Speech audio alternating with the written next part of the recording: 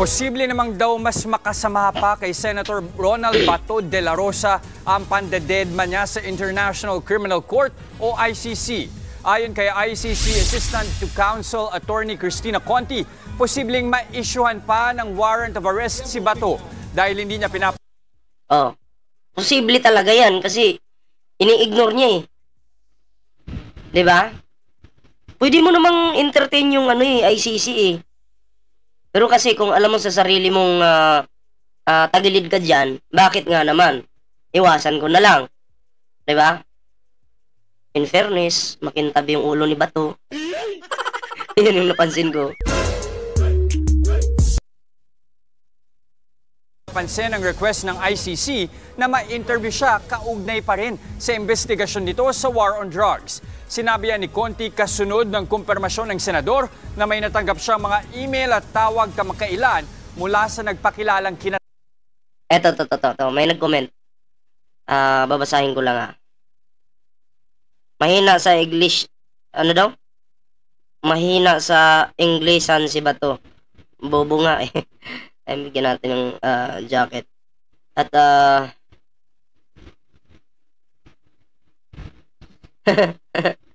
yun sana sabihin ko makintab. Sabi niya Eto sabi dito, Abalos. Okay, unahin natin si Abalos. Abalos, ibubuto ko po yan, si Abalos. Okay, suportahan po natin yan, si Abalos. Si Amy Marcos, hindi ko po ibubuto yan. Hindi ko po kailangan ng Amy Marcos na palaging kinukontra yung gobyerno. Wag po nating iboto yung palaging kumukontra sa gobyerno at kumakampi sa kalaban. Wag nyo pong iboboto yan, si Amy Marcos. Saan na ba yun? Saan yung comment? Nawala. Wait lang. Wag nyo pong iboboto yan, si Amy Marcos. Okay? Ang iboto po natin yung susuporta sa gobyerno. Hindi yung kukontra. Okay? Si Binay, tigilan na natin yung Binay na yan. Oo.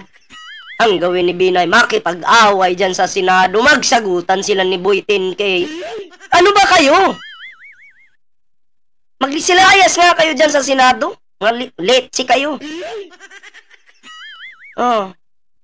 Sino pa? Dapat minensyon nyo yung mga hindi ko nabigyan to ng reaksyon eh. Hindi ko nabigyan to ng reaksyon. Diba? Yung Binay, hindi na yan. Walang yan. Wala tayong mapapala dyan.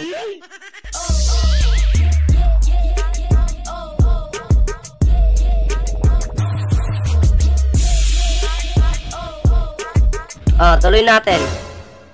Si Bongo, ay nako. Never ko rin ibubuto yan. Okay, basta mga dutay tayo. Tuloy. Natawan ng ICC, pero hindi niya ito sinasagot dahil hindi raw siya naniniwala na galing nga ito sa International Court. Ang babaw! Hindi ka naniniwala? Pwede nyo namang yan eh. Yung opisina nyo, pwede namang malaman yan kung totoo ba yun o hindi eh. Pwede naman yun eh. 'Di ba? Ganun ba kayo kabobo dyan? Yung mga staff ni Bato dyan, ganun ba kabobo? Parang naghula-hula na lang kayo dyan Ano kaya ito, ICC? Ay hindi, paniniwala ko, hindi ICC yan, huwag na natin sagutin. Yan tuloy, kakapahamak mo pa yan. Baka malabasan ka pa ng warrant ng ICC dahil dyan. Entertainin mo, it's tantamount to recognizing their jurisdiction over us. As of now, we do not recognize their jurisdiction over us. Kaugnay po ng balitang yan, makakausap natin si ICC Assistant to Counsel Attorney Cristina Conti. Magandang ICC Assistant? Okay. umaga po sa inyo, Attorney Conti. Magandang umaga. Una po sa lahat, confirm lang po namin itong sinasabi po ni Senator Bato na tumatawag sa kanila. May information po ba kayo na ICC representatives kaya talaga yan? Hindi ko nakita naman yung mismong message, pero alam ko na makikipag-ugnayan yung ICC kay Senator De La Rosa. And on the other hand, sabi ni Senator De La Rosa, meron daw kumontak sa kanya. So, kung baga pag-connect na lang kung yung bang mismong sinasabi ng ICC na pakikipag-ugnayan, yun Ma'am Nora's Diary, shoutout po na ba yun? Senator De La Rosa is correct in taking steps to verify the authenticity of the communications, but I would caution him to be circumspect. Kumbaga, Pabati mo anak ko, Albert. Oy, happy birthday po muna kay Albert Rafon. Ayan so birthday niya po ngayon. Ay pabati nga po natin sa comment section, sa live comments. Happy birthday po sa inyong anak na si Albert Rafon, Sir Roberto Rafon. Ayan so enjoy po kayo dyan Oo, ano lang, no? Kung nandyan ako, tagay-tagay sana tayo eh.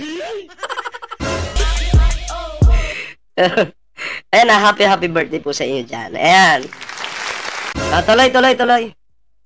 aralin niya ng mabuti kung sino ba talaga ang sumusulat sa kanya. Kaya hindi ko alam kung paano niya iniisnab at ilang mga communications ang iniisnab niya, pero kailangan maging mas matalino siya tungkol dito. Yes, tama. May mga staff naman siya dyan. Patrabaho niya. Ipa-check niya kung ito ba talaga ay ICC or di kaya mga ano-ano lang dyan, na mga gawa-gawa lang, no, para guluhin si Bato, para panerbyusin si Bato. Diba? Mache-check naman yan eh. Senador ka, may power kayo. Kayang-kaya nyo yan, tapos di nyo tinatrabaho.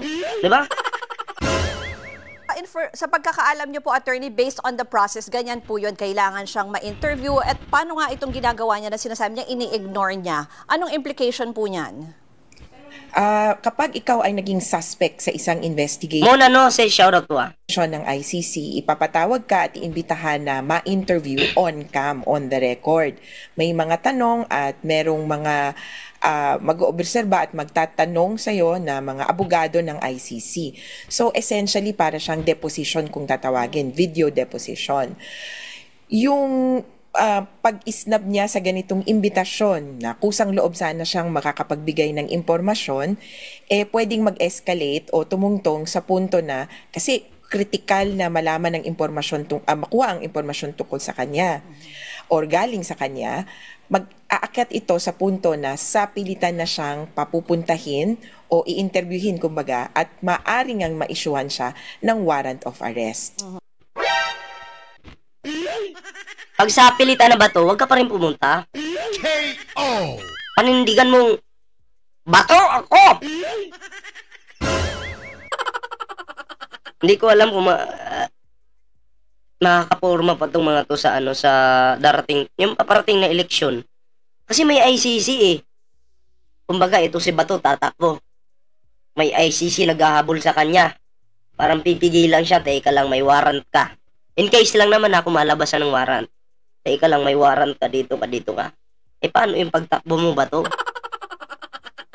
Kakamot ka na naman sa buhok, ulo mo. KO! Bato ako, tigas ulo. Uy, grabe kayo Pag yung warrant of arrest po ay na-issue, kung sakali ano po yan, makukulong ba siya or kukunin ba siya dito? Paano po mangyayari? Ang warrant of arrest ay instruction sa kung sino mang pulis na hulihin ng isang tao at i-deliver o ibigay doon sa jurisdiction or custody ng isang judicial authority. At sa puntong ito, yan yung ICC. So, ang essence niyan ay inuutusan sana yung PNP, the National Police of the Philippines, where he is found, to arrest him, take him under custody, and bring him to the court. Agoy! So, aarestuhin. Pag nagmatigas ka pa, Bato, ganyan talaga. Naku. Nakikita ko na po yung future. KO! Parang mauudlot yung pagkaway-kaway dyan sa sa public, Mukhang mauudlot yun. Tuloy. The seat of the court is at The Hague at doon din magsisimula ang trial kung sakasakali.